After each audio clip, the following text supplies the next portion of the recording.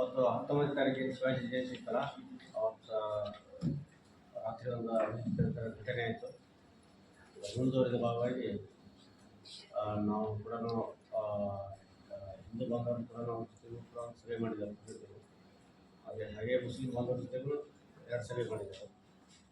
ಆಮೇಲೆ ನಿನ್ನೆ ಕೂಡ ನಮ್ಮ ಜಿಲ್ಲಾ ಉಸ್ತುವಾರಿ ಸಚಿವರ ಅಧ್ಯಕ್ಷತೆಯಲ್ಲಿ ಮಾನ್ಯ ಲೋಕಸಭಾ ಸದಸ್ಯರು ಗದಿಗೌಡ ಸಾಹೇಬರು ಮತ್ತು ರಾಜ್ಯಸಭಾ ಸದಸ್ಯರಾದ ಪಾಂಡ್ಯ ಸಾಹೇಬರು, MLC ಸಾಹೇಬರಾದ KH ಪೂಜಾರಿ ಸಾಹೇಬರು ಮತ್ತು ಮಾಜಿ ಶಾಸಕರಾದ ಚಂದ್ರಗೌಡ ಸಾಹೇಬರು ಕೂಡ ಅವ್ರ ಒಳನಟ್ಟಿನಿಂದ ಕೂಡ ಸಭೆ ಮಾಡಿದರು. ಅವರು ಮತ್ತು ನಮ್ಮ ಅಂಜುಮಾನ್ ಇತರ ನಮ್ಮ ಮುಸ್ಲಿಂ ಸಮಾಜದ ಕೂಡ ನಮ್ಮ ಜಿಲ್ಲಾ ಉಸ್ತುವಾರಿ ಸಾಹೇಬರು ಕೂಡ ಸಭೆ ಮಾಡಿ ಎಲ್ಲರಲ್ಲಿ ಒಂದು ವಿನಂತಿ ನಾವು ಮಾಡಿದ್ದೇವೆ. ಯಾವುದೇ ಕಾರಣಕ್ಕೂ ಬಾಲ್ಕೋಟಲ್ಲಿ ಶಾಂತಿ ಕದಡುವಂಥ ವ್ಯವಸ್ಥೆಗಳು ಆಗಬಾರ್ದು. ಒಂದು ಘಟನೆ ಆದ ನಂತರ ನಮ್ಮ ಪೊಲೀಸ್ ವರಿಷ್ಠಾಧಿಕಾರಿಗಳು ಏನು ಕಾನೂನು ಪ್ರಕಾರ ಕ್ರಮ ಕೈಗೊಳ್ಳಬೇಕಲ್ಲ ಅದನ್ನೆಲ್ಲರೂ ಕೈಗೊಂಡಿದ್ದಾರೆ.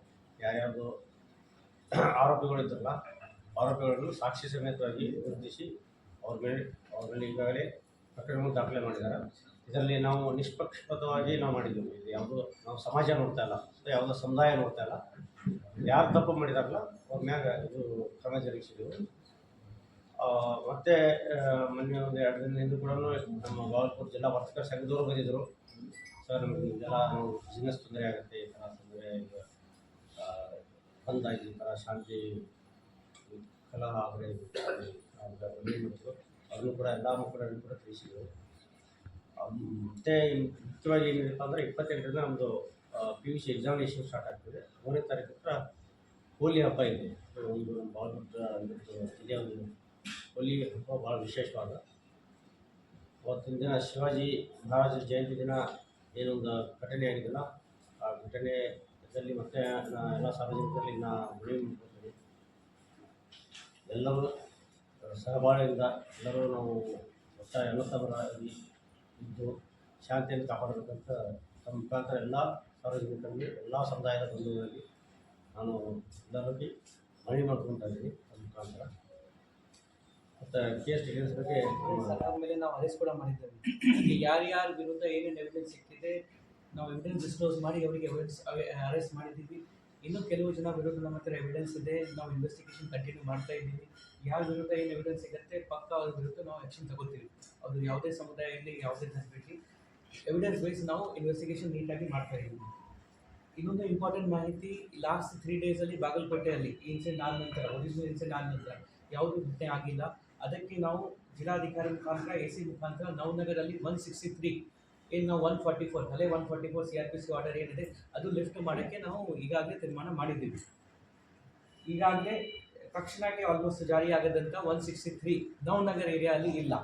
ಆದರೆ ಬಾಗಲಕೋಟೆ ಟೌನ್ ಲಿಮಿಟಲ್ಲಿ ನಾವು ಇನ್ನೂ 5 ದಿವಸ 163 ಆರ್ಡರ್ 144 CRPC ಆರ್ಡರ್ ಕಂಟಿನ್ಯೂ ಮಾಡ್ತಾ ಇದ್ದೀವಿ. 28ನೇ ತಾರೀಕು ತನಕ ಬಾಗಲಕೋಟೆ ಮತ್ತು ಸುತ್ತಮುತ್ತ 4 ಕಿಲೋಮೀಟರಲ್ಲಿ.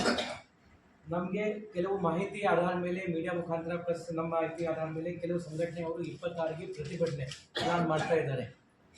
ಬಾಗಲಕೋಟೆ ಟೌನ್ ಓಲ್ಡ್ ಟೌನ್ ಏರಿಯಾದಲ್ಲಿ ಯಾವುದೂ ಪ್ರತಿಭಟನೆಗೆ ಅವಕಾಶ ಇಲ್ಲ. ಅಲ್ಲಿ 163 ಜಾರಿ ಇರುತ್ತೆ.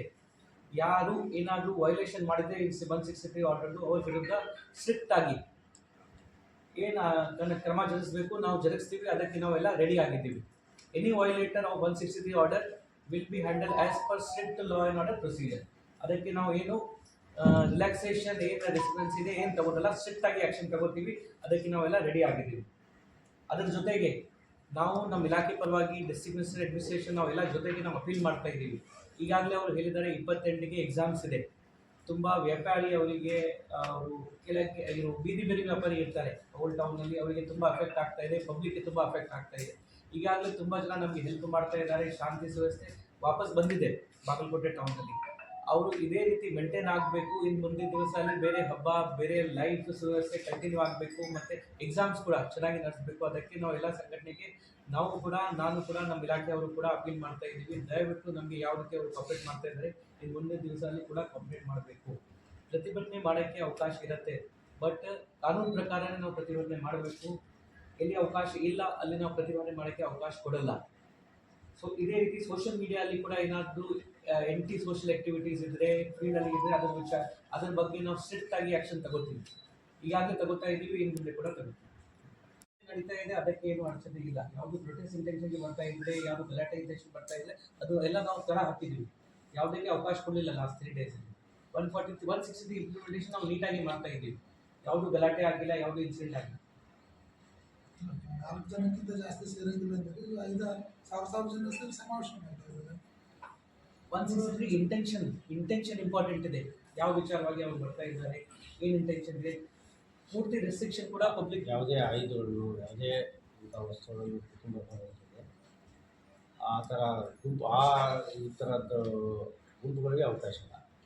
ಇಂಟೆನ್ಷನ್ನು ಮಾಡಿದ ಮೇಲೆ ಇಂಟೆನ್ಷನ್ ಗೊತ್ತಾಗುತ್ತೆ. ಇಂಟೆನ್ಷನ್ ಉದ್ದೇಶ ನೀವು ಸಾರ್ವಜನಿಕರನ್ನ ಪೂರ್ತಿ ಹಿಡಿದಾಕಿದ್ದೀರಿ, ಎಲ್ಲ ಉಳಿದವರು ನಾವು ಸಂಘಟನೆಗಳನ್ನು ಹೊರಗೆ ಬಿಟ್ಟಿದ್ದೀವಿ. ಇಲ್ಲ ಸಾರ್ವಜನಿಕರೇ ಇಲ್ಲ ಸವಾಲು ಆಗ್ಬಿಟ್ಟಿದ್ದಾರೆ. ಇಲ್ಲ ತಾವು ಹೇಳಿದಾಗ ಇವಾಗ 19 ತಾರೀಕಿನವರೆಗೆ ಅಂಗಡಿ ಮುಂಗಟ್ಟುಗಳು ಬಂದ್ ಮಾಡಿದ್ರು. ಅದನ್ನು ಕೂಡ ಮಾಡಿದ್ರು. ವರ್ತಕರ ಸಂಘದ ಅಧ್ಯಕ್ಷರು ಬಂದಿದ್ದರು, ಅವರು ಕೂಡ ಹೇಳಿದ್ದಾರೆ, ಅವರು ಸಹಕರಿಸಿದ್ದಾರೆ. ಮುಸ್ಲಿಂ ಬಾಂಧವರಿಗೆ ರಿಕ್ವೆಸ್ಟ್ ಮಾಡಿದೆವು, ಹಿಂದೂ ಬಾಂಧವರಿಗೆ ರಿಕ್ವೆಸ್ಟ್ ಮಾಡಿದೆವು. ಇಲ್ಲಿ ಯಾರೂ ಕಾನೂನು ತಮ್ಮ ಕೈ ತಗೋಬಾರ್ದು. ಕಾನೂನು ಯಾರು ಉಲ್ಲಂಘನೆ ಮಾಡ್ತಾರಲ್ಲ, ಕಾನೂನು ಪ್ರಕಾರ ನಿರ್ದಾಕ್ಷಿಣ್ಯವಾಗಿ ನಾವು ಕ್ರಮ ಜರುಗಿಸ್ತಾ ಇದ್ದೀವಿ.